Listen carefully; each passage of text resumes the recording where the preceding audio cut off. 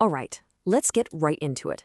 Today, we're looking at a true clash of the titans, the U.S. Navy SEALs versus India's MARCOS. Both are absolute masters of sea, air, and land operations. But how do they really stack up against each other? So here it is, the big question. Who really has the edge? Is it America's battle-hardened veterans with decades of global experience, or is it the elite surgical strikers of the Indian Ocean? Let's dive in and find out. First things first, if you want to understand these forces, you have to look at how they're made. And trust me, the selection process for both is nothing short of brutal. It's designed to weed out everyone except the absolute best of the best. Right out of the gate, you see a massive difference in who can even try out. For the SEALs, any young sailor in the U.S. Navy between 17 and 28 can give it a shot. But for the MARCOS, it's a different story. There's no direct entry. You have to already be a volunteer in the Indian Navy, typically in your early 20s.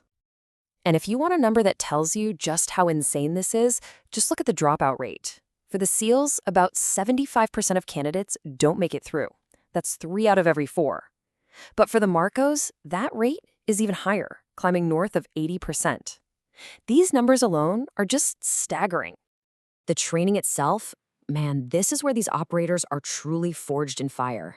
The SEALs are famous for their 24-week BUDS program, which includes the legendary Hell Week. We're talking 5 straight days with only about 4 hours of sleep total. The MARCOS kick things off with what they call a 3-day physical apocalypse. And check out the environmental training. SEALs focus on broad land and cold weather warfare, while MARCOS train for the extremes of their region, from the high-altitude Himalayas to scorching deserts. This isn't just about being tough. It directly reflects the strategic landscapes they have to dominate. So what does all this add up to? A huge time commitment. For a SEAL, you're looking at over a year of initial training, then another 18-month workup just to get ready for deployment. The MARCOS pipeline is even longer, a comprehensive 2 to 3 year journey to become a fully operational commando. It's a massive investment. Okay, so training is one thing, but the real test, the ultimate crucible, that's combat. So now, let's compare their operational histories and see how these forces have been tested when the bullets start flying. When you look at the SEALs, their combat history is deep. It goes all the way back to the frogmen hitting the beaches at Normandy in World War II. They've been on the front lines of nearly every major American conflict since, from the jungles of Vietnam to the long decades of the global war on terror in Iraq and Afghanistan. And, of course, there's their most famous mission, Operation Neptune Spear. Their depth of experience is just vast. Now, the MARCOS might be a younger force, but don't let that fool you. They were practically born in combat. They've built their legendary reputation on high-stakes surgical strikes, from seizing harbors in Sri Lanka to stopping a coup in the Maldives, to their absolutely heroic actions during the 2008 Mumbai attacks. Their record is all about rapid, decisive action in some of the world's most dangerous hotspots. And this really gets to the heart of the difference between them, doesn't it? The SEALs are defined by their sustained involvement in these huge, globe-spanning conflicts. The MARCOS, on the other hand, have a laser focus on their own strategic backyard, mastering regional security and those lightning-fast strikes.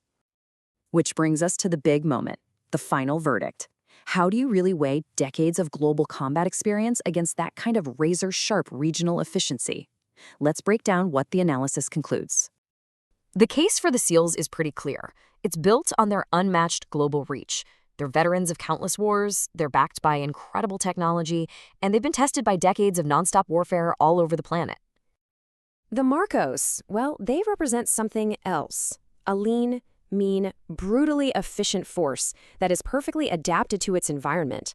They're like a silent storm in Asia, absolute masters of bringing order to chaos with surgical precision. So, what's the final call from our analysis?